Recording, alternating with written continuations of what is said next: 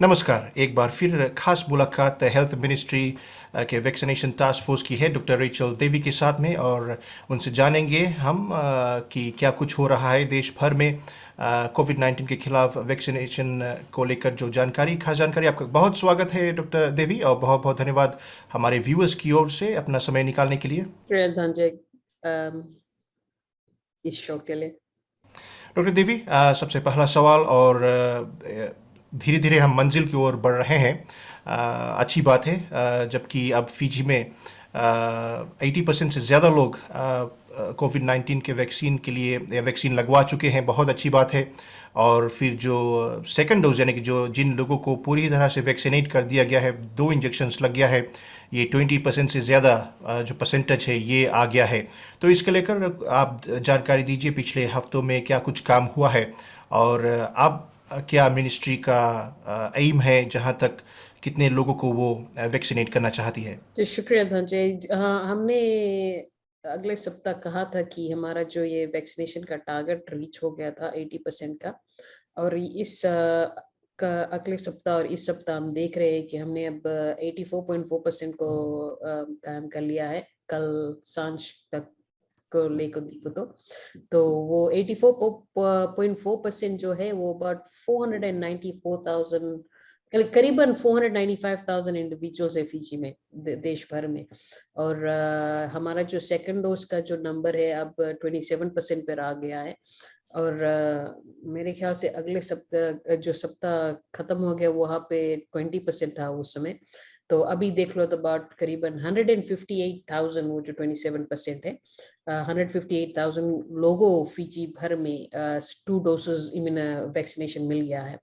तो अब ये हमारा जो इनिशियल टारगेट था 80% का, जिसने हमारा परमानेंट सेक्रेटरी को घोषित किया था कुछ समय हो गया। मगर हम इतना जानते हैं कि हमारा जितना हाई होगी ये जो वैक्सीनेशन का नंबर है उतना ही ज्यादा फायदेमंद है हमारे लिए। क्योंकि जितना ज्यादा है, क्योंकि एक चीज ख्याल करना, हम बच्चे को भी नहीं वैक्सीनेट कर रहे हैं। उसके अलावा हमारा जो टारगेट पॉपुलेशन है जो 586 का करीबन कुछ है, उसको हम नजदीक आ रहे हैं। अब 85% ऑलमोस्ट पहुंच गए, तो बहुत दूर नहीं है। तो अब हम जैसे दिन ब दिन जैसे हम अपने टारगेट को डेफिनेटली अब हम चाहते हैं कि हम 90% अबव भी जाए, क्लोज टू 95% भी आ गए तो बहुत ही अच्छा होगा। क्योंकि जैसे मैंने कहा कि जितना ज्यादा हमारा वैक्सीनेशन का कवरेज है उतना ही फायदेमंद हमारे देश को होगी। डॉक्टर देवी, जब आपसे पहले हमने बात की थी कुछ सप्ताह पहले, तो ये जानने को हमें मिला था और हमारे व्यूअर्स को कि सुवा नोसोरी जो कंटेनमेंट जोन है यहाँ पर, जहाँ पर बहुत ज़्यादा केसेस सामने आ रहे हैं और काफ़ी ज़्यादा लोगों की मौत हो रही है, यहाँ पर परसेंटेज कुछ कम था जहाँ तक वैक्सीनेशन का सवाल है, बा जैसे इलाकों के मिलान में।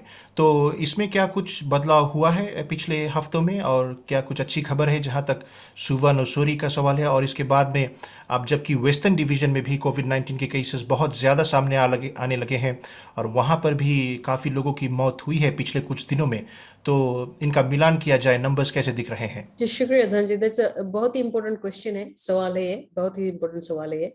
अगर अब उस तरफ नजरिया से तो देखो, तो अब हमारा जो सेंट्रल डिवीजन का एरिया है, ये जो हम नावुआ से नीता सीरी बुनिंदावा को लेते हैं पूरा, इंक्लूडिंग ये सुवर्णसोरी जो कॉरिडोर हो जाती है, हमने 80% तो itself with in this corridor में पास कर दिया है। 84% पे हम बैठ रहे हैं वहां पे, और 24.8% सेकंड डोसेस का।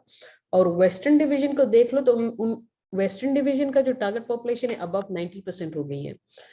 पूरा 90% प्लस जो उनका जो टारगेट पॉपुलेशन था जो हम जानते थे।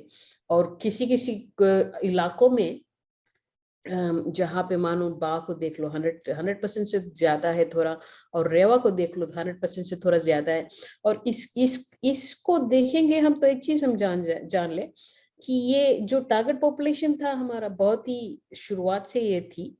और ये जो जब से कोविड आई हुई है काफी जन डिस्प्लेस हो गए अपने जगह से। मानो अगर मैं अगर नेंदी निवासी था पहले, मगर अब बिकॉज कोविड है, कोविड आ गई हमारे काम नहीं है वगैरह, हम अपने गांव चले गए, वहां पे रह रहे अपने माता पिता या किसी फैमिली के संग, क्योंकि रेंट वेंट वगैरह, तो काफी डिस्प्लेसमेंट भी होती है इस समय, क्योंकि काम को लेकर। तो इसको देखें तो शायद यही एक कारण है जो जो ये टारगेट पॉपुलेशन से थोड़ा ज्यादा हो गई है इन इलाकों में।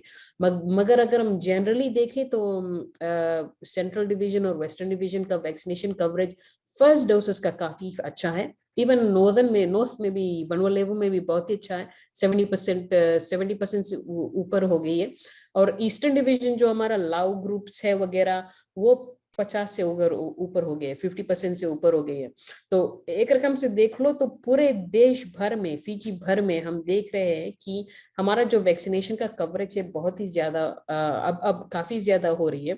मगर ये जो 15-20% का जो मार्क होती है ना सब टाइम, ये मुश्किल होती है अचीव करना। तो इसका हम एक कारण है, हम कंटिन्यू करते, परसिवियर करते हैं कि हम 90-95% को अचीव करेंगे कुछ दिन में। डॉक्टर देवी, जहाँ तक बात है सेकंड डोज की, वो सबसे ज़रूरी है। पहला डोज लग जाए तो उसके 8 सप्ताह बाद जो दूसरा डोज है ये लगाना बहुत ज़रूरी है। अगर ये नहीं होता है तो पहला डोज लगाना कोई काम का ही नहीं है और इससे सुरक्षा नहीं मिलेगी, जो एफिकेसी हम कहते हैं 92% का। तो इस दौरान कुछ लोग या कई लोग जो पहला डोज है कोविड-19 वैक्सीन एस्ट्राजेनेका का, ये लगवाने के बाद फिर काफ़ी जो गलत जानकारी है सामने आई थी और अफवाहें भी सामने आई थी, डरावनी बातें भी सामने आई थी कि वैक्सीन लगवाने के बाद ऐसा हो जाएगा, अजीब व गरीब चीज़ें होंगी। तो उसके बाद भी कुछ लोगों ने जो सेकंड डोज है ये समय पर नहीं लगवाया था, उस समय 12 सप्ताह बाद लगाना था। और वो अब सोच रहे हैं कि क्या वो उस टाइम को पार कर चुके हैं, क्या वो अभी भी दूसरा जो डोज है लगवा सकते हैं। तो इस पर आप जो क्लैरिफिकेशन है ये दे कि जब एक व्यक्ति को कोविड-19 वैक्सीन का जो पहला डोज लग जाता है, अगर वो मिस कर देता है अपना जो 8 वीक्स है अभी जो आ गया है, क्या उसके बाद वो जाकर फिर लगवा सकता है ये वैक्सीन? इस पर आप प्रकाश डालें। जी शुक्रिया। हाँ, अच्छा, एक मैं बात सिर्फ करेक्ट कर दूं कि फर्स्ट डोज जो है प्रोटेक्शन देती है, कुछ भी नहीं, ये कि नहीं कि कुछ भी नहीं देती है, बट मगर उसका जो परसेंटेज का जो प्रोटेक्शन है कम है। उसका इफेक्टिवनेस है 70% का, इफेकेसी के बाद 33% का होती है। मगर इसलिए हम इनकरेज कर रहे हैं सबको कि सेकंड डोज लगाए, तो उसमें और ज्यादा, ऑलमोस्ट दुगनी हो जाती है उनका जो प्रोटेक्शन है उस लेवल पर देखो तो। और उसके अलावा देखो तो आपने जो ये सवाल किया है कि अच्छा, हाँ, ये एक्चुअली ये काफी लोगों में भी ये सही बात थी कि उन लोगों ने जब ये अफवाहें थे आए थे सामने, तो उन्होंने कहा भाई मैं सेकंड डोज नहीं लगाऊंगा कि वगैरह वगैरह। मगर मेरे ख्याल से अब तक इंसान को तो पता चलना चाहिए कि ये सेकंड डोज की कितना इम्पोर्टेंट है, कितना अहमियत है इसकी। क्योंकि हमने काफी मृत्यु देखी है इवन फर्स्ट डोज में भी। और सेकंड डोज फुली जो वैक्सीनेटेड हुए थे, हमने अभी तक आज तक एक को मृत्यु नहीं देखी है फिजी में। और इस ये बहुत ही इम्पोर्टेंट है सेल्फ जानना कि फिजी में कैसी कैसी जा रही है। तो सेकंड डोज हमारे लिए बहुत इंपॉर्टेंट हो जाती है। और अगर किसी ने उस अफवाह को सुनकर कहा कि मैं नहीं लगाऊंगा, मगर अब दिमाग बदल गया क्योंकि आपको राइट इन्फॉर्मेशन मिला है, आप अभी भी लगवा सकते हो अपना सेकंड डोज। हम इनकरेज कर रहे हैं कि आप लगवाए वो सेकंड डोज। और एक और चीज भी हम कह दे कि एक कुछ कुछ मानो कि अगर फर्स्ट डोज लगाया, इस ये दो भाग की भी एक डायरेक्शंस होती है कि मानो अगर आपने फर्स्ट डोज लगाया, आपको कोविड पॉजिटिव हो गए, तो उस समय अभी कुछ ही मेरे ख्याल से 2-3 सप्ताह हो गए हमने रिलीज किया था, भाई आपको 90 डेज वेट करना है तब आपको ये सेकंड डोज मिलेगा। ये रिसेंट डब्ल्यूएचओ का जो एंडोर्समेंट्स था, ये प्रोटोकॉल्स था, कुछ जानकारी थी उसमें कि तब हमने वो लागू किया था कि 90 डेज वेट करें। मगर एज हम जैसे हम प्रोग्रेस करते हैं, जैसे हम आगे बढ़ते हैं, अगर कुछ और पता चलेगा इसमें कि हम कब सेकंड डोज लगा सकते हैं जब हम कोविड-19 पॉजिटिव हो गए, तो वो हम बताएंगे। मगर अभी के लिए हमने एग्जेम्पशन 90 डेज का ही दिया है। मगर मेरे ख्याल से ये सब जान जाए कि ये भी बदल सकती है, क्योंकि जैसे हमने 12 सप्ताह से 8 किया था सेकंड डोज का, इसी तरह साइंस भी हमें आगे जैसे बताते रहेगी, इंफॉर्मेशन बताते रहेगी, वही रकम हम काम करेंगे ना। और एक और चीज है जो आपने कहा कि अगर मानो मैंने 12 वीक्स पास कर दिया, क्या मैं लगा सकती हूँ या नहीं? हाँ, लगा सकते हो आप कोविड-19 का वैक्सीन लगा सकते हो, और बहुत ही इम्पोर्टेंट हो जाती है कि आप पूरा फुली वैक्सीनेट हो जाए, क्योंकि वो आपको बहुत ही ज्यादा प्रोटेक्शन देती है। और मेरे ख्याल से एक और चीज मैं बता दूं कि ये वैक्सीन जो है, ये आपको पूरा तरह से, इसका मतलब नहीं कि आप फुली वैक्सीनेटेड हो गए आपको वायरस नहीं हो सकती है, मगर आपको सिवियर डिजीज, हॉस्पिटलाइजेशन, भर्ती होने से वगैरह, मृत्यु होने से बचाती है। तो ये हमारा मेन इसमें ये वैक्सीनेशन का प्रोग्राम का एम है कि हम रिड्यूस करें जो मृत्यु है, हॉस्पिटलाइजेशन है वगैरह। डॉक्टर देवी, बहुत बहुत धन्यवाद इस पर सफाई देने के लिए। लेकिन इस पर एक और सवाल पैदा होता है, और हमें पता है कि लोग इस पर भी जवाब जानना चाहेंगे। जैसा कि आपने कहा है कि कोई अगर कोविड 19 के लिए वैक्सीन लगवा ले, पहला डोज, और फिर उसके बाद में उसे कोविड 19 हो जाता है, तो उसे फिर 90 दिनों तक इंतज़ार करके फिर जो अपना जो दूसरा जेब है इसे लगवाना होता है। हालांकि अभी टेस्टिंग में कुछ बदलाव हुआ है हेल्थ मिनिस्ट्री के अनुसार, जबकि जैसे कि 40 साल से कम उम्र के लोग, अगर उनमें कोविड 19 के चिन्ह यानी सिम्टम्स दिखते हैं, तो उन्हें सिर्फ घर पर अपने आइसोलेट होकर, और सीवियर सिम्टम्स अगर हो तो ही उन्हें जाना होगा हॉस्पिटल में, हॉस्पिटलाइजेशन, या फिर जो स्वास्थ्य सेवा उन्हें प्रदान की जाएगी। तो अगर ये लोग, इन लोगों का अगर टेस्टिंग नहीं हुआ और उन्हें अगर कोविड हो जाता है, तो कैसे उन्हें पता चलेगा, कैसे वो फैसला ले सकते हैं कि हमें अब 90 दिनों तक इंतज़ार करना पड़ेगा और उसके बाद ही हम जाकर जो दूसरा शॉट है ये ले, क्योंकि उनका टेस्टिंग नहीं हुआ है। तो इस पर आप क्लैरिफिकेशन दें। जी शुक्रिया, बहुत ही इम्पोर्टेंट क्वेश्चन है। और हाँ, ये जायज़ भी है कि काफ़ी जन शायद के बाद पॉजिटिव हो और उन्हें मालूम भी नहीं है, या मालूम था, साइंस शायद कुछ साइंस या सिम्टम्स हुआ था। उन उन उन लोगों के लिए तो हम एग्जामिशन लेटर हम नहीं दे पाते हैं, क्योंकि उन लोगों का रिजल्ट्स नहीं है उन लोगों के पास।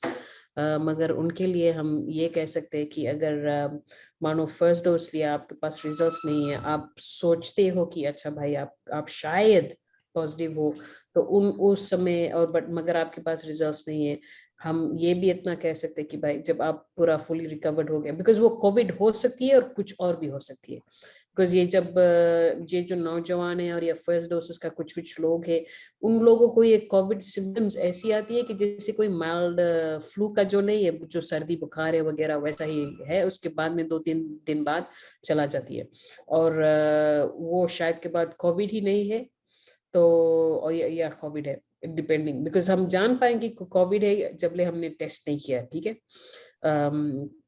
तो उस समय हम कह सकते हैं कि वो जो जब फुली रिकवर्ड हो गए हो 14 डेज के बाद में, वो डेफिनेटली जाकर वैक्सीन लगवा सकते हैं, क्योंकि फर्स्टली हमें तो स्टेटस तो मालूम नहीं है, मगर उनका फुली रिकवरी, नॉर्मल स्टेटस जिसे जिसे बीमारी से पहले था, वैसे हो गया, तो वो लोग वैक्सीन जाकर लगवा सकते हैं अपना सेकेंड डोज। तो ये अब साफ हो गया है कि आपको क्या करना है अगर आप कोविड 19 के लिए टेस्ट नहीं करवा पाए हैं, आप 30 ईयर्स के हैं मान लो, और आपको कोविड के चिन्ह यानी सिम्टम्स दिख रहे हैं आप में, और आप आइसोलेट हो गए हैं। तो जैसे कि डॉक्टर देवी ने समझाया है कि आपको क्या करना है 14 दिनों तक, और अगर आप पूरी तरह से ठीक हो जाते हैं तो आप ज़रूर जाकर वैक्सीनेट हो सकते हैं कोविड 19 के लिए। डॉक्टर देवी, पिछले कुछ दिनों में बहुत दुख लगा हम सभी को सुनकर, जब कोविड 19 के कारण हमारी सबसे छोटी, सबसे कम उम्र की जो है उनकी मौत हुई है, सिर्फ 11 महीने की। तो इसके बाद और ज़्यादा लोग अब सवाल कर रहे हैं और डर में जी रहे हैं अपने बच्चों को लेकर, जबकि इससे पहले एक और बच्चे की मौत हुई थी और अब एक शिशु की मौत हो गई है।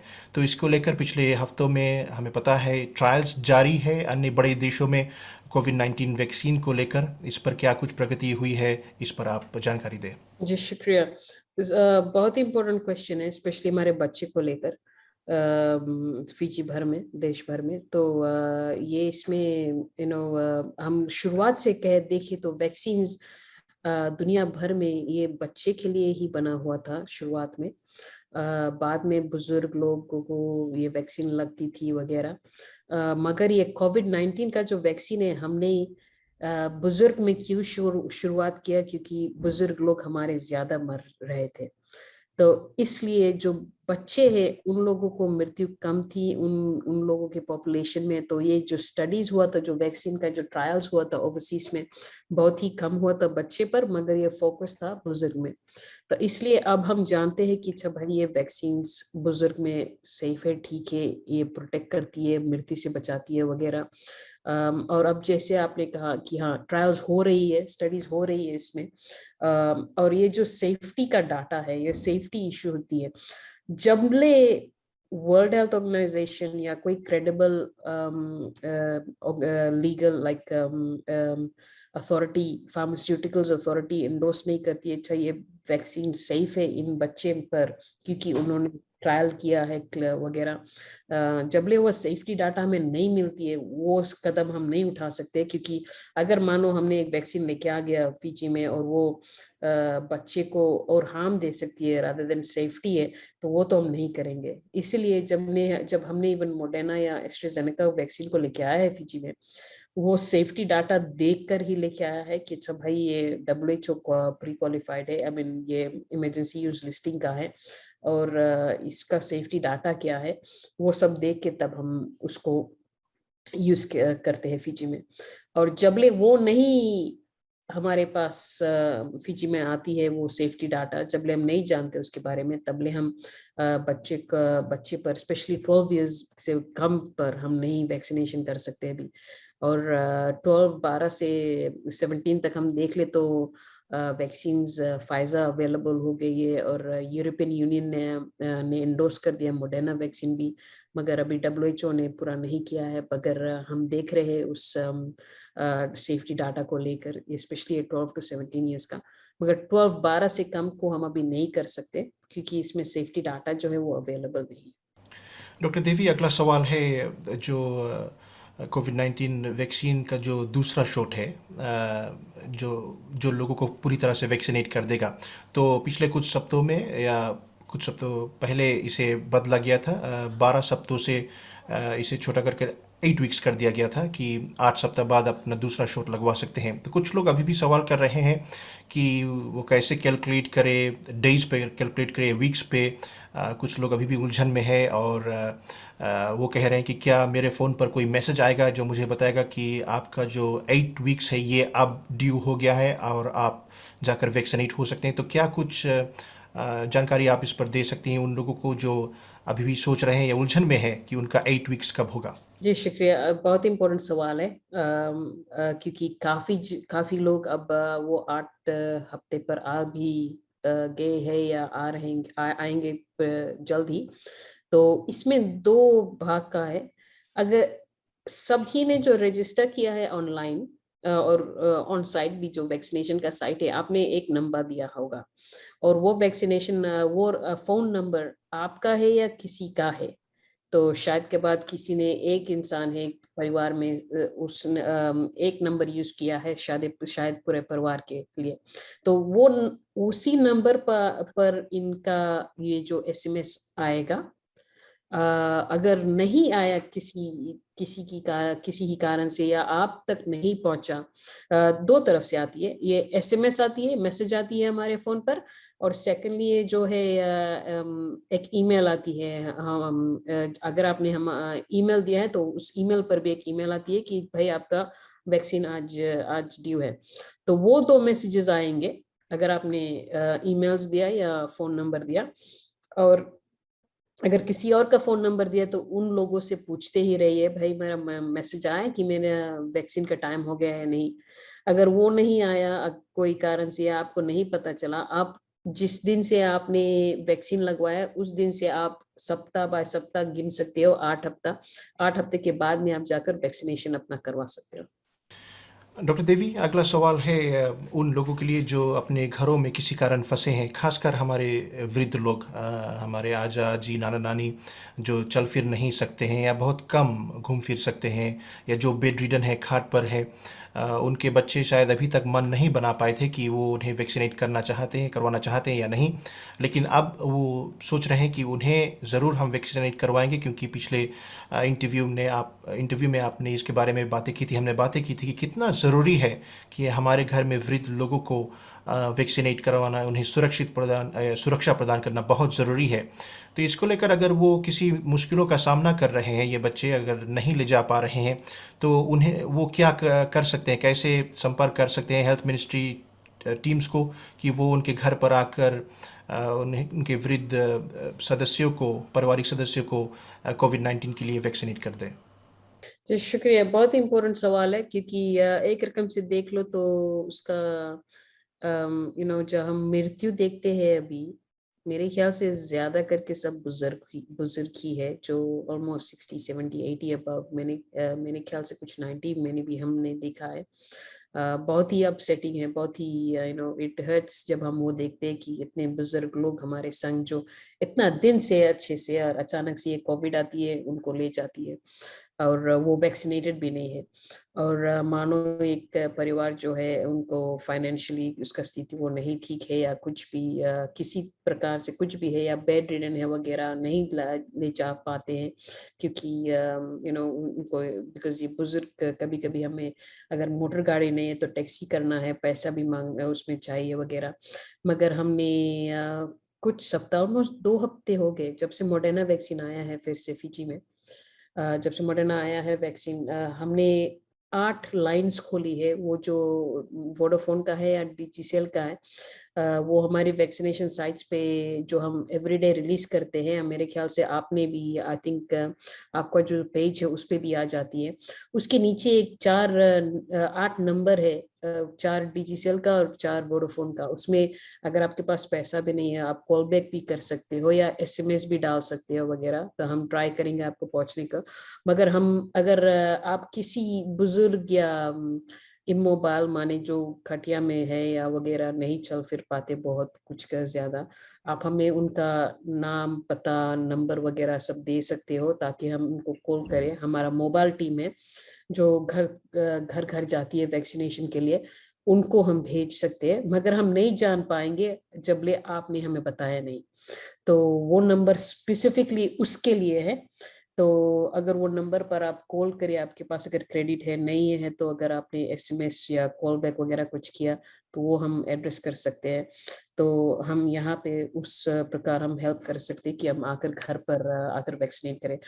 मगर मान लो अगर आपने आज कॉल किया, हम आज तो शायद के बाद नहीं आ पाएंगे, मगर हमें 2 3 दिन देना, और अगर नहीं आए तो उस पर फॉलो अप भी कर लेना, क्योंकि नंबर ज्यादा है तो हमारा मोबाइल टीम्स भी कम है। मगर हम जितना कर सकते हैं, हम ट्राई करते हैं कि विद इन 24 to 48 आवर्स की हम आपके घर पहुंच कर आपको एटलीस्ट डोज 1 दे दें।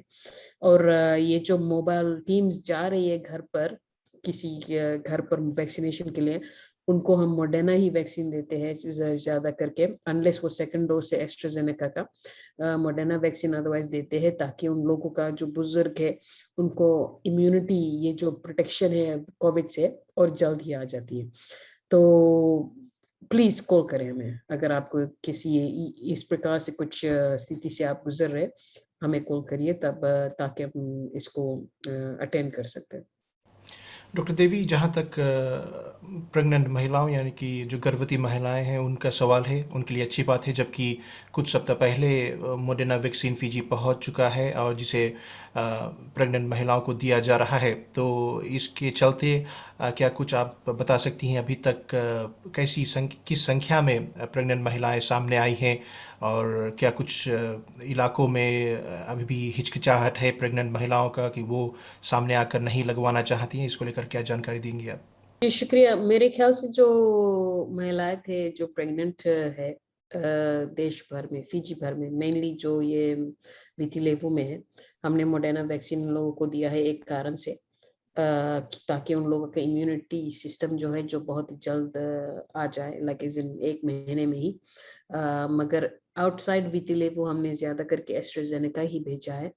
तो मैं ये एक चीज क्लियर कर दूं, ये जो एस्ट्राजेनेका वैक्सीन और मॉडर्ना वैक्सीन है, दोनों जायज है प्रेगनेंसी में। और किसी भी प्रेगनेंसी का पीरियड, आयदा ये पहला 3 महीना हो या बीच में जो 3 महीना 6 महीना होती है, और ये जो 9 मंथ्स होती है प्रेगनेंसी का पूरा, किसी समय पर ये वैक्सीनेशन का किया जा सकता है, सेफ है।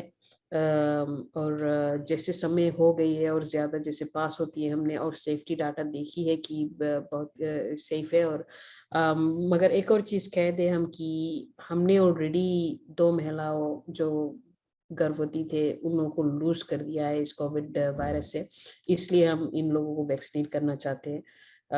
और इसमें दो चीज भी और होती है कि जब माए को एंटीबॉडी, ये जो वैक्सीन मिलती है उनको, इसके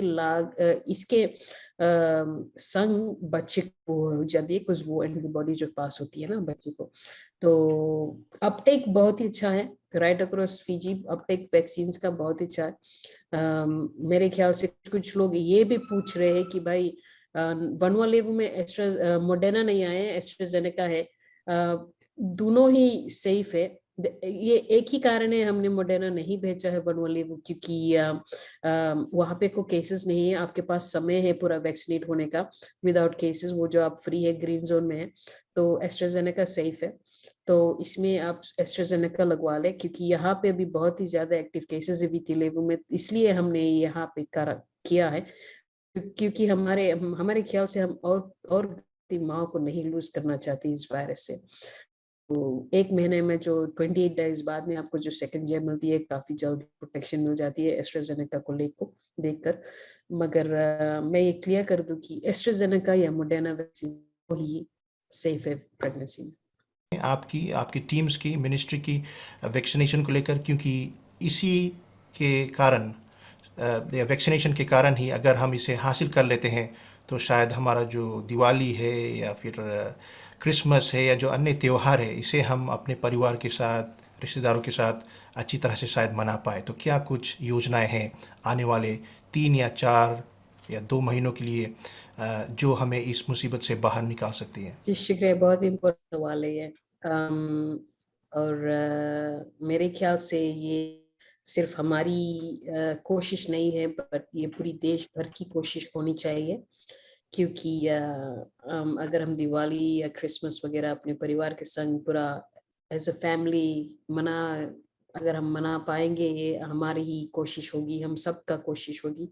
क्योंकि एक रकम से देख लो तो ये जो 24 अब कल हमने 27% पर पहुंचा है सेकंड डोसेस का, और बहुत दूर नहीं है।